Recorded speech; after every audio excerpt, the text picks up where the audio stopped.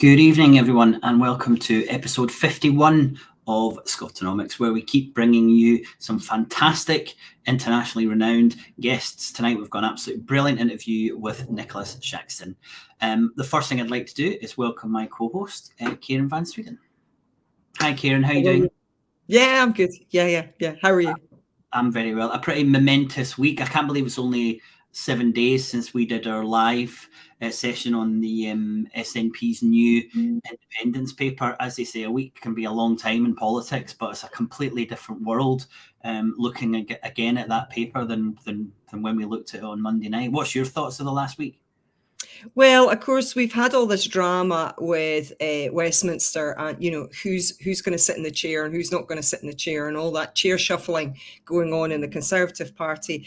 But George Monbiot rightly points out that in the background, the public order bill has just been working its way through Parliament. And, this is really, really concerning because, as he points out, that MPs agreed that peaceful protesters, whether convicted of any crime or not, can be electronically tagged, forced to report to the police, forbidden to associate with others, or to attend or encourage further protests. And as he says, somehow that seems to have passed us all by with all the drama that's going on with, shall we have a new leader? The other thing I'd really recommend to our listeners as well, David McWilliams' podcast had Mark Blythe on, and that was a pretty excoriating take on the UK economy for the past 40 years and really going into the rentierism that we talked about with Scottish economist whose name I keep forgetting. Laurie McFarlane. Yes. So that's that. Those are two things that I found really interesting this week and were notable to me anyway. Yeah. Well, there's a lot going on, but underneath the surface, there's still all of the same problems with the UK state. And certainly we're all aware of the how poorly underpinned it is economically. And I think that's coming to the fore in the last few weeks. But I think even more than that, and perhaps even more important is how it lacks any kind of transparency or democracy. And the fact that we could have a new prime minister, 4 weeks, 6 weeks after the last one, who hasn't won any kind of election is absolutely disgusting. And I really think that we've got to look at the UK state as being a failed state and really think about what we can do to improve things, because it's not all about economics. It's as much about society and how we structure our democracy. Another thing that's happened already about to work its way through Parliament is something that Nicholas Shaxton covers, which is a new bill on regulation. And we're actually going to go into that in a lot more detail with Nicholas in a show we've got in a few weeks' time. We had him for an hour. We were so lucky to have him for an hour. We threw loads of things at him. We've got half an hour just talking about tax havens, and we tried to put a little bit of a Scottish spin on it, trying to find out what Scotland's role was, and exactly how are we kind of connected to this spider's web of tax havenry, which I think you said at least once, Kieran. It's one of my favourite things that you say is tax havenry.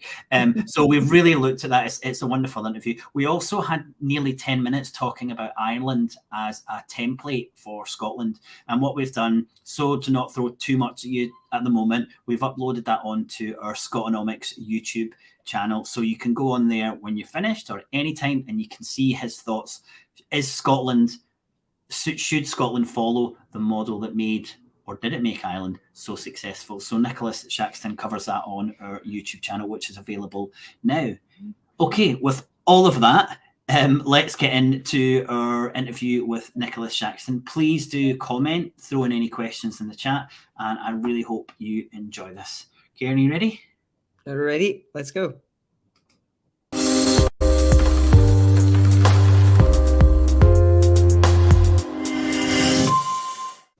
Hello and welcome to SCOTONOMICS, Nicholas Shaxton.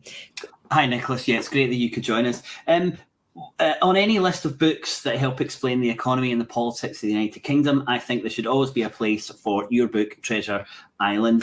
It's a fascinating decloaking of the role of the UK and especially the City of London in theft, money laundering, power, and how the wealthy exist outside a universe of taxes. Could we start, I know it was 10 years ago, but could we start by discussing that book? Looking back when you decided to write it, what made you leap into that kind of incredibly murky, dirty world back in, I think, was it 2011 when you wrote it? Yeah, well, that's when it came out. I mean, it started around 2007. It was a really strange sort of pathway that I took. I had been working on oil and politics in West Africa. I wrote a previous book called Poisoned Wells about the effect that too much oil dependence has on West African countries. I had thought that was going to be my career, and then one day I got a phone call from a guy called John Christensen, who had been the economic advisor to Jersey, the British tax haven of Jersey, and he had kind of turned the tables, and he decided to set up an organization, the Tax Justice Network, to campaign against tax havens because of what he'd seen there. And so he called me and started to lay out for the first time the scale of the tax haven issue, and the fact that, until then, I think I, like most people, had seen tax havens as a kind of exotic sideshow to the world economy, a kind of, bunch of, celebrities and a few criminals and stuff using them to escape laws and rules and taxes and stuff. But no, I hadn't sort of seen it in a kind of, in the context of globalization. And what John was laying out was that this was the dark heart. This was the dark heart of globalization. This is where it all really, where so much of it went wrong. So I began to sort of investigate this, and I literally within days, I made a career pivot. This was so fascinating what he was telling me that I decided I just had to pursue this. And I kind of turned away from my very interesting oil in Africa work, which I still miss it, but this was something completely new. And what really surprised me as I was writing the book, all the time I had in the back of my mind, the stuff that I'm investigating, it's not impossible to find out. It's difficult, some of it, to find out. You have to be a good investigative journalist. But why has nobody told this story before? It is, why is the BBC not been all over it? This is not only tax havens are, central to the story of financial and economic globalization, but Britain right at the heart of the beast. Britain set up its tax havens in their modern form from the sort of 1960s onwards, and protected them.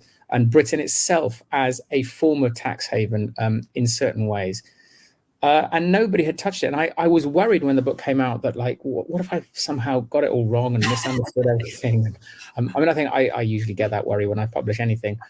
But and I was expecting ferocious attacks from the kind of forces of offshore. But what happened was, it was very well received. And the sort of forces of offshore, as you might call them, just retreated quietly and didn't say anything.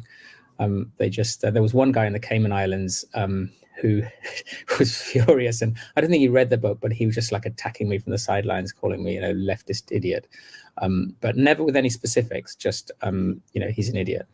So it was an interesting trajectory, and it's still a bit of a question in my mind, is why had nobody else told this story before?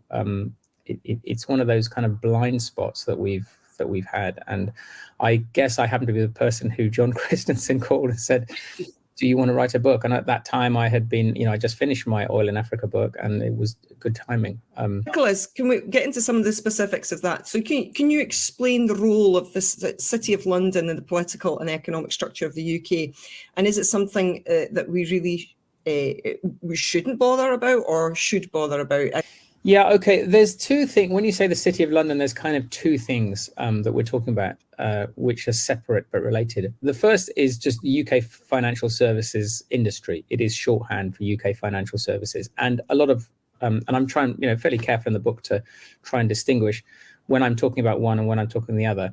And the other side of things is the City of London Corporation, which is a very specific body.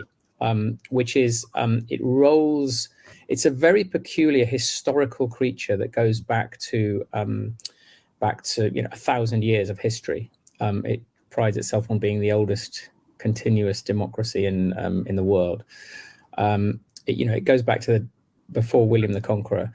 And so what the City of London Corporation is, it's a municipal authority. It sort of looks after the roads and bridges in central London and a few other things. But the Lord Mayor of the Lord Mayor of the City of London, who's not to be confused with the Lord Mayor of London, the Lord Mayor of the City of London, you see him sometimes coming out in his coach and finery and meeting the Queen and stuff, and there's processions. But the Lord Mayor has a role to promote UK financial services internationally. And he goes on lots of international business trips. And I think the idea is he's just another kind of cheerleader for the financial services industry, but a very particular kind of cheerleader. He has all sorts of peculiar connections in the British state. There is an employee of the City of London Corporation called the Remembrancer, who sits in Parliament and kind of gathers intelligence and lobbies on behalf of the City of London. There is a body called the City UK, which has been supported by the City of London Corporation. That is a very powerful financial lobbyist in the UK, and it's got this history going back to these guilds, and so there's all sorts of really kind of arcane and sort of odd organizations in the city. Some of them are very just ceremonial, but there's things like the Worshipful Company of Tax Advisors, which was set up a couple of decades ago, I think, and that basically gets sort of, what they would call the great and the good in the tax profession to join the City of London Corporation in this kind of city supporting role. They do a lot of work for charity and stuff like that, but it's just a really peculiar institution that most British people don't really know, don't really understand. And once you start looking into it, you really start falling down a rabbit hole of historical complexity, and there's a lot of conspiracy theories surrounding it, understandably so. And it's just a really peculiar creature, and it's it is influential. It certainly is influential in the UK, and it has been a very powerful cheerleader, both for the financial services sector inside the UK, but also internationally. And also it's been promoting financial liberalization in other countries. I think with the idea that, if you can kind of shake up a country to sort of open up its financial markets, then there'll be more opportunities for UK financial institutions. It's it's this really, it's almost impossible to sort of assess and describe. There's nothing else like it in the world. But it's part of the UK kind of constitutional setup, as it were. So I describe it in the last chapter of Treasure Islands. So do you think that the UK is captured by this industry, or would that be too far, do you think? Yes, if we're talking about the industry, absolutely. There's no doubt about it. I mean, I think most people would accept it. It's just a question of how far the financial services industry has captured the UK. So I mean, I would make a contrast with a smaller tax haven. So if you take a smaller tax haven like Jersey and the Cayman Islands, somewhere like that, there you have very large financial services industries that have captured the politics. Absolutely. The difference with the UK is that you have a very powerful financial centre in the UK, but it is kind of diluted in a bigger democracy. So, the capture is certainly far from complete, and there's, a vibrant kind of population that doesn't accept a lot of this, and particularly with the latest nonsense we've seen in the markets. But I think the sort of financial services worldview, there is this view across the UK that financial services is like the goose that lays the golden eggs, and we mustn't do too much to inconvenience it. And that view is very, very pervasive, even despite all the evidence, from the last global financial crisis and before that there are large parts of the financial service sector that are actively harming the country, harming the economy, harming democracy, harming national security, whatever way you want to look at it. So they have a very, very strong, if you speak to most politicians about the city, it'll be a brave politician who speaks out loudly and boldly about the city. There is a real fear out there of being seen to be on the wrong side of the city. And, the current Labour government is making a lot of very pro-city noise at the moment. And that's, quite worrying. And obviously the Conservatives as well they're doing they're putting together a financial services and markets bill at the moment, which is basically a deregulatory agenda that is going to be very dangerous if it comes in.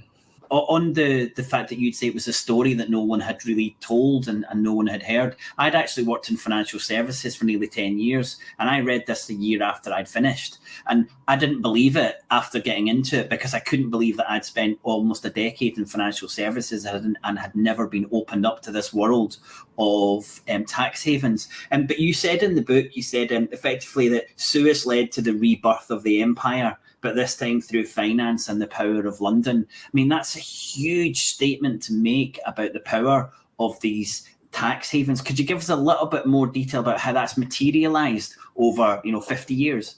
Yeah, that's a really good starting point. So you had, the City of London, meaning the financial services sector in the UK, is something that dates back to the days of empire. It has been, the historians Kane and Hopkins called it the governing engine of the empire, or something like that. So money kind of circulated through London to and from the colonies and other parts of the world, and that made the City of London very politically powerful and economically powerful within the UK. So it sort of was able to achieve kind of preeminence, from a shift from kind of landed gentry towards a more kind of they made way for a sort of finance group. So City was always very powerful. And then after the Second World War, in recognition of the damage that sort of a previous area of financial globalization had wrought, you had countries coming together with the Bretton Woods agreements. So, towards the end of the Second World War, under John Maynard Keynes, in particular, the UK economist, and his US counterpart. And there was a recognition that too much finance had caused mayhem, and had contributed to the sort of economic conditions that led to the rise of fascism and war and so on. And so, and also, the working classes had shed their blood on European battlefield and were in no mood for compromise. And I think there was a widespread recognition that we needed complete revolution. So the conditions were absolutely right for a revolution. So you had, under the Bretton Woods Agreement, you had all sorts, there was a kind of consensus emerge, and there were all sorts of elements of it that would be regarded extremely progressive today. So very high tax rates on rich people, on corporations, from a financial and antitrust, anti-monopoly. So particularly in the United States, the US administration recognized that monopolization had been a key factor in the rise of Nazism and fascism in Italy. And they injected anti-monopoly into the early years of the European project.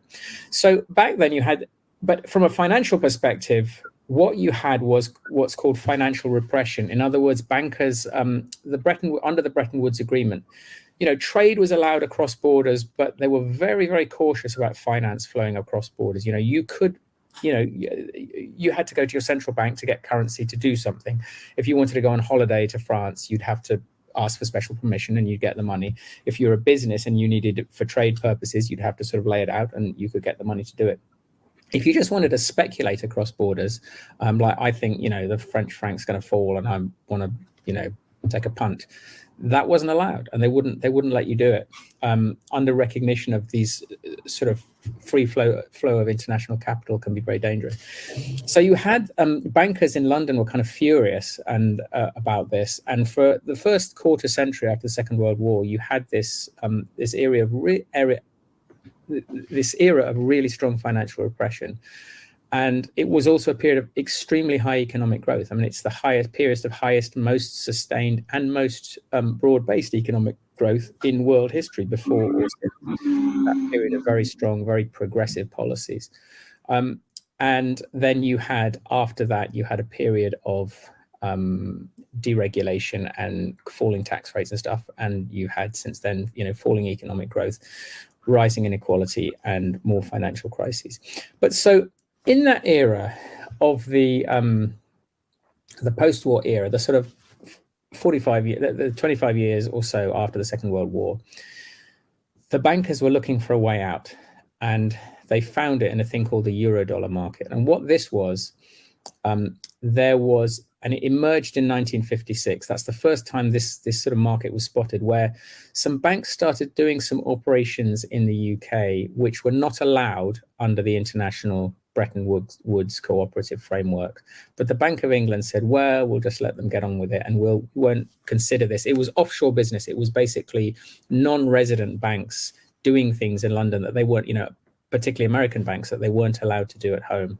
So and they were aware of it, weren't they? Just to clarify, they were aware of it. It wasn't that it was happening without them knowing. They knew No. Bank of England knew exactly what was happening. Yeah, the Bank of England knew exactly what was happening, and at the time there was a bit of a cash crunch, and this was fee generating activity, and so it was a source of foreign exchange for the UK. So the Bank of England thought, well, let's just let this happen, and we like the foreign exchange. And basically they created an unregulated space where they said, we're not going to monitor this, we're not going to apply the rules, and we'll just let these banks do what they want. And it started off as a tiny thing in 1956, but it grew and it grew and it grew and it grew really, really fast. So by the 1970s, you had a market that was really big. There were loads and loads of banks had piled in from around the world. Not only that, but this system had become plugged into the tax havens, the Cayman Islands, Bermuda, Jersey, Guernsey, the Isle of Man, the British tax havens, and also Switzerland and other non-UK tax havens. And those were the kind of outposts where the most nefarious stuff could be done. So if you wanted to attract criminal money, from drugs deals in, Colombia, they would literally fly plane loads of cash in, be circulating from Miami into the Cayman Islands, and it was all just coming into this kind of UK system, this UK banking system that was plugged into this unregulated Eurodollar market that had emerged. So you basically had, alongside, we've heard of kind of ideologies of deregulation, how Margaret Thatcher and Ronald Reagan started putting in place policies that took the brakes off, allowed monopolies to emerge, cut taxes, allowed banks to deregulated the banks. But this Eurodollar market was something that kind of came in under the radar before all that happened, and it started opening the system up, and it started shaking the system. So by the time we got to the 1970s and the oil crisis, this was already rattling the box. And then sort of Thatcher Reagan came along and took the brakes off, and we had and then there was the big bang of the 1980s. So we had just massive deregulation. But this was a kind of deregulation from the inside that preceded the official deregulation. But the reason I say in the book that 1956 was so significant was that, it was a coincidence, of course, but 1956 was the year when this market was first spotted. And 1956 was the year of the Suez Crisis, which really was the sort of emblematic end of the British Empire. That's when countries around the world could see Britain was humiliated. Britain and France were humiliated in the Suez Crisis when they tried to take over the Suez Canal, and in the end failed. And that was really the end of decolonization. So 1956 was the year when they lost an empire. But this new market that came in, the offshore Eurodollar market, which it's no longer called that because this market is everywhere. It's just markets. It's just markets now. But that was when, so Britain, in my slightly flamboyant turn of phrase, Britain replaced one empire with another. It replaced empire with soldiers and so on with a financial empire that spans the world today. And, a lot of money is flowing into UK financial institutions, whether offshore or in London, from different parts of the globe, from this financial empire. And I would argue that this has not benefited Britain. So, Nicholas, is there a Scottish story to be told in all of this? I know, for example, there's a special tax loophole. It's called a Scottish something. And I know that Michelle Thompson, one of our MSPs, has been fighting about this when she was an MP in the UK Parliament as well. How has this affected Scotland, do you think, as a nation? Yeah, I think what you're talking about is Scottish limited partnerships, which are a very nefarious construct, which have been used by money launderers and criminals and mafiosis from around the world. I am a little bit reluctant to talk about it just because it's not my area of expertise. I know there have been, giant scandals. There was one a few years ago where something like, 5 to 10% of the equivalent of 5 to 10% of Moldova's GDP was siphoned off through Scottish limited partnerships, causing riots and turmoil there. And one of the things to bear in mind is that these so they're little sort of you set up a company, you set up you set up a partnership, a Scottish limited partnership, but it's like setting up a shell company somewhere, and you can then funnel enormous amounts of money. The damage that has been done to other countries and also to the UK, and including Scotland, by these secretive, nefarious vehicles, where it's very hard to find out who owns them, is orders of magnitude greater than any benefits. Each one of these will generate a few hundred quid in fees for the people who use them, but they can cost billions. So, there are some narrow benefits that flow to a few Scottish lawyers and bankers from these things, but the damage elsewhere, including in Scotland, is just so much greater. So when we're talking about the UK and its and the City of London and the transfer of the empire from soldiers to finance, we're not just talking about the City of London as this kind of abstract thing. We are, as you said at the start, talking about the UK financial services system. And I take it Scotland and Edinburgh played as much of a role and plays as much of a role in this system that's supportive of these tax havens as companies registered in England. Would that be a fair thing to say? I think so. I mean, Scottish people played an outsized role in the British Empire. I think that's well known. And I think, Edinburgh certainly has played there are some very large, for example, asset management firms in Edinburgh. Did it play a disproportionate role? I just don't know. It may well be so, but I just don't know how proportionate the Scottish dimension of the City of London. I mean, it is, Edinburgh in particular is one of the important outposts of City of London financial services in the UK. Well, we've covered a little bit about what tax havens do. Could you give us a little bit more detail about what impact that actually has, let's say, on the average UK citizen? I'd like to also touch on the average kind of global citizen, but what impact do these tax havens have? Okay. There's kind of two things. So from the UK itself, running a racket of tax havens and being in some sense a tax haven itself. And it probably makes sense to define what a tax haven is here, because there's lots of different definitions out there. The first thing is to say that tax havens are not only about tax. And I'm talking about the way I conceptualize it. Tax haven is a much broader phenomenon. And what it is I have kind of boiled the phenomenon down to two words. One word is escape, and the other word is elsewhere. In other words, you take your money, or sometimes yourself or your business, elsewhere, somewhere to another jurisdiction that's offshore, to escape certain rules that you don't like. And those rules might be tax rules. They might be financial regulations. So the offshore market in London, the Eurodollar market in London, which was an offshore market, was about American banks coming to the UK to escape US regulation. And it could be, secrecy, providing escape from criminal laws, and so on. So it's a big, broad phenomenon, but it's all about effectively elites escaping the rule of law. That's what the essence of tax havens is. And so if you look at it from that perspective, you can see how dangerous it is, because it reduces accountability. It enables rich people, multinational corporations, politically connected people. I mean, it is a phenomenon that is predominantly, nearly exclusively used by the richer parts of society. You don't get, people on, 800 quid a week, 800 quid a month using tax havens. They're just, it's too expensive. So it is an elite mechanism for escaping the rule of law. And so that's the kind of biggest level of damage that it creates. So you could have a politician in any country, including in the UK, secretly owning a stake in, a telecoms company, and then being the politician who decides who gets the next telecoms license. All this kind of stuff, the corruption involved is immense.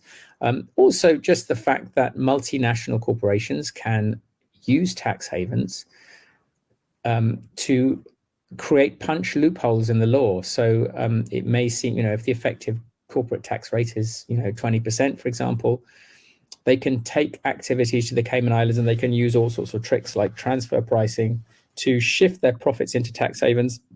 And so their effective tax rate falls. And this doesn't create anything more productive. It's nothing to do with productivity. It's nothing to do with efficiency or innovation or anything like that. It's merely a wealth transfer away from the public purse into the pockets of shareholders of large corporations. And similarly, rich individuals can do the same sort of thing. But the fact that they can more broadly escape the law. I mean, if we're looking at, big tech, for example, there's all sorts of rules for how big tech uses data. But who are the regulators? Well, it turns out that for many of these activities, it's Ireland and Luxembourg, which are two major European tax havens. And the reason they go there is because the regulators there go easy on enforcement. That's part of their business model. We'll just let them do what they want, and then they'll set up headquarters in our country, and then we'll just have a cozy deal with them and go out to dinner with them, and they can do what they like. And so the harm, in terms of fake news and polarization and the erosion of democracy, it just comes in so many different dimensions from the tax haven racket. But we do need to distinguish between the money coming in. If I am a tax haven, the money's coming into my country, and outward losses. So if I am, a non-tax haven country, money's flowing outwards to tax havens. It's just disappearing down the drain of tax havens. And you might think that the money coming in is good for us, for our country. But in fact, there's plenty of evidence, and that was the subject of my last book, The Finance Curse, which says that all this money has actually made countries like the UK poorer than they would otherwise have been. And part of that reason is political. And I think the turmoil that we're seeing in the UK is, through complicated mechanism, partly the fruit of the City of London having such outsized influence on UK politics. But in general terms, my book, The Finance Curse, made this case in quite some detail about how too much finance can make you actually poorer. It's a kind of paradoxical result. And it goes back to my work in oil and politics in West Africa, where too much oil money, I lived in Angola for a while, too much oil money there and diamond resources had made that country poorer than if it hadn't had any of this stuff in the first place. It's not just that the money's being stolen. There's other things going on that damage the country, damage the economy, damages the politics. So, obviously Scotland is an oil-rich country as well. We've had this massive resource for a long time, which has really been frittered away for all intents and purposes. 20 years ago, I was reading the story about Nigeria and Ken Saro-Wiwa and how he was executed by his own government in order to appease the oil companies, really, essentially. So, you're as someone who's politically aware and watching politics, I'm watching these two things. So, moving away from that, the other thing that comes to mind when you're talking about that is Peter Geoghegan's book, when he's talking about dark money and how that's infected our politics. And I think this is, from a very right-wing conservative point of view, there is this perception that people should keep their own money. But I think that also people have to be aware that their own money is money that is something that's fundamentally created by the state, and it's a tool for the state to make the state work. And when it's not making the state work, which is what's been happening since, I would argue, since 1956, really, for the reasons that you've given. This is another reason for me to want to extricate Scotland out of the UK, because this is just so nefarious. So there was a fantastic film came out, I can't remember how many years ago it was. It's called The Spider's Web. And it really went into great detail about all of this. It was really, it was a good watch. How do you think we extricate ourselves in Scotland from that spider's web? First of all, on the oil side, I don't think oil should be a reason for supporting independence. My book about poisoned wells looked at how oil can harm countries. It doesn't necessarily harm countries. Norway is a good example of a country that probably has been benefited by its resource. But many other countries, Angola, Venezuela, Russia, you could make a very long list, have definitely been harmed by their resource. So just be careful about oil. And, that's one thing I would say. Oil would not be a good reason to try and secede. There's lots of places that, smaller jurisdictions in oil-rich countries that are trying to secede. the Cabinda enclave in Angola, where most of the oil is pumped, is an example. There are many others. So anyway, so it's just to let you know, we're no fans of oil on this show. Right. So okay. Fine. Let you know where we're coming from on that one. Yeah. No, it's just a sort of cautionary note I would give. I know you could talk about it for hours, but Kieran and I could sit and listen to it for hours as well. Nicholas, thanks very much for the time we've had with you today. We really appreciate it. Best of luck with all your new work, and we'd love to hear about all the stuff you're doing with monopolies as well at a later date. Thanks for your time. Right. Thanks a lot. Good to talk to you. All right. Bye-bye. Bye.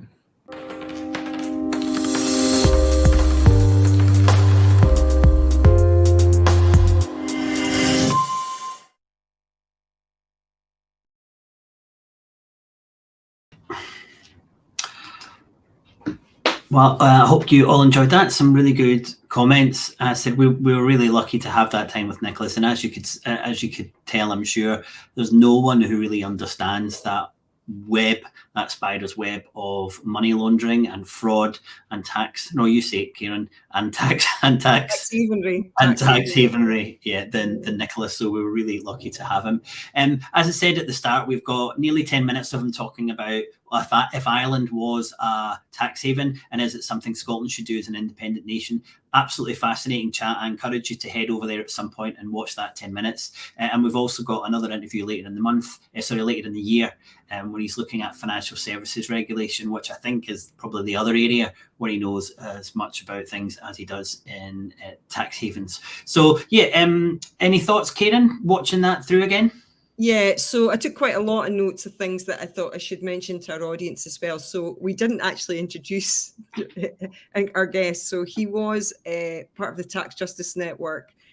He wrote The Finance Curse and he wrote Treasure Islands, which I'd recommend. Shocking book.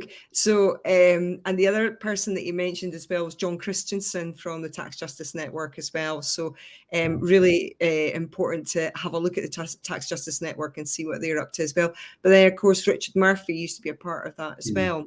Thanks for your comment, really, we appreciate it.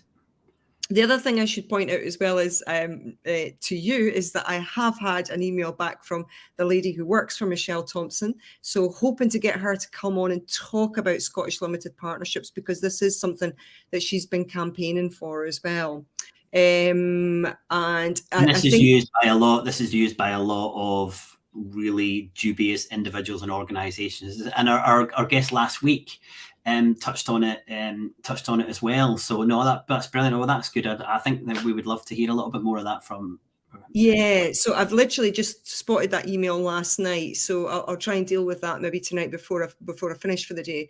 The finance curse, the oil curse. I think it's important that he points that out, that having that resource curse, like maybe too much finance in your economy or too much oil is not necessarily going to be a problem. It's also dependent on the strength of your democracy. And as you pointed out at the start of the show, really the UK has been shown to be not really a proper democracy in the real sense. And I think, going to where we are today from the proroguing of Parliament, I think a lot of people, especially on the left, have had a real shock about just how anemic our democracy is in the UK, and it's really not fit for purpose. So I think that's really important to point out. The other thing I'd like to bring up with our audience as well as general is to think about, these people who are siphoning money, which is, I see very much as a government tool in order to make the country function, along with taxation. How much money is enough? When would you think that you have enough money? Do you think a millionaire, or do you think billionaire? Definitely too much money. So that's an interesting question in and of itself as well. I mean, we've got a minimum wage. I don't see any reason why we couldn't have a maximum wage. And I certainly think as we head deeper into this climate crisis, we're going to come to a point where people are only able to use or be allocated a certain amount of resources. And obviously that's what you spend your money on, your resources. So I think one way or another, we really have to stop this huge conspicuous consumption that's going on, in the hope that when we bring people together closer in terms of wealth and income, then we're tackling those issues with the climate as well. So no, that's that is really interesting. How much is enough? How much is enough? I have a friend that's earning over £90,000 a year, And, you know, I've said, and he lives a very simple lifestyle. And I've said, what are you doing with your money? And he said, oh, I'm hoarding it. And I just think that this is madness, you know. Okay, Yeah. I guess it's yours, but at the same time, it just, what's the point? Yeah, we often cover that on the show, that you know, money is, you know, if you could see money like a technology, you can see how good it is and how many things it amplifies and supports. This is when it flushes through the economy. But when people get it and then store it and it just sits in a bank doing nothing apart from earning perhaps a tiny amount of interest for the financial services sector, it's not doing what we created money to do, which was to kind of, you know, be the blood through the body of an economy. So yeah, it's really, really good points there. I wanted to just bring up a comment from Wesley, and the finance sector, I think he means. Yeah. So FIRE stands for finance, insurance, and real estate, I think. Right. And yeah, there's certainly an element of that, Wesley, and we had, in the discussion that we had with Nicholas, we mentioned this idea that you need a finance industry, and at some point a finance industry can be directly linked to growth in your economy, but then there's also a point where actually it starts doing things that you don't need it to do. And I would certainly argue we're at that stage, and maybe have been at that stage for decades in most Western democracies. We don't need banks to be collateralizing and security and you know, and involved in credit derivatives and securitization and all those things that they do to make money. The finance system should be there to support the economy, support individuals, households, and companies and government. And it's doing something completely different now. So that is a really good point. And I would certainly say I wouldn't class them as parasitic, because I think they do a really useful, a vital and crucial job. But at some point, we need to say to them, keep doing the things that advance the economy and not things that make you money, which is where we are.